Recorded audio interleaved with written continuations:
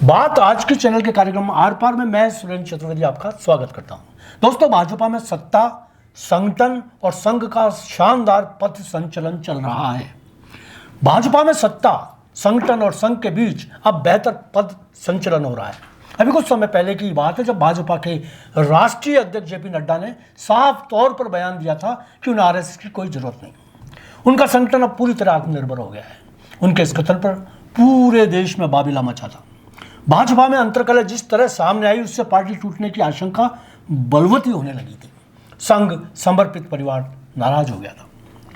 लोकसभा चुनाव में सत्ता अंध भ्रमित राजनेता समझ गए कि संघ के बिना उनकी पार्टी का अस्तित्व कुछ भी नहीं। 400 पार का नारा चारों खाने चित पड़ गया। संगठन और सत्ता दोनों की अकल ठिकाने लग गई। दिल्ली के विधानसभा चुनाव में पिछले दिनों संघ के कार्यकर्ताओं ने भाजपा को सत्ता में लाने के लिए अपनी जान झोंक दी और वही भाजपा की जीत का कारण बनी। हाँ, पूरे 27 साल बाद कांग्रेस और अरविंद केजरीवाल का साम्राज्य भाजपा ने मिटा दिया। संघ कितना ताकतवर है यह पूरे देश को पता चल गया। मुख्यमंत्री के पद पर रेखा गुप्ता को सिर्फ संघ की जिद पर काबिज करवा दिया गया। यहाँ मैं बता दूं कि मैंने पिछले एक ब्लॉग में यह साफ तौर पर कह दिया था कि किसी भी हालत में प्रवेश वर्मा मुख्यमंत्री बनेंगे, क्योंकि मैं जानता था कि प्रवेश वर्मा प्रधानमंत्री नरेंद्र मोदी और गृह मंत्री अमित शाह के सबसे ज़्यादा नज़दीक और विश्वास पात्र नेताओं में से हैं। मैं यहाँ यह भी कहना चाहूँगा कि वह उन्हीं की सहमति से लोकसभा का चुनाव न लड़कर विधानसभा चुनाव में उतारे गए थे या उतरे थे।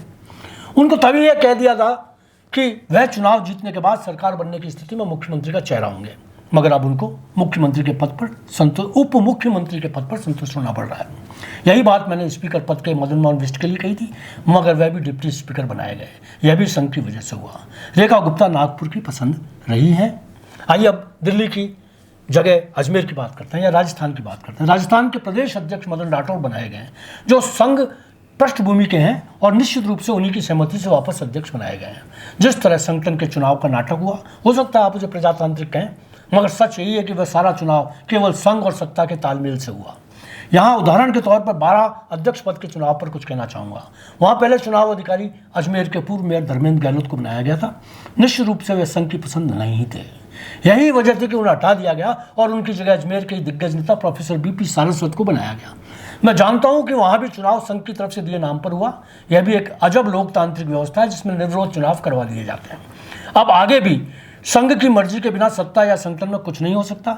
जिस तरह पिछले लंबे समय से बर्फ में लगी पूर्व मुख्यमंत्री वसुंधरा राजे वापस जीवंत, सक्रिय और समर्पित नजर आ रही है। यह सब संघ द्वारा प्रदत्त ऊर्जा के तहत हुआ है।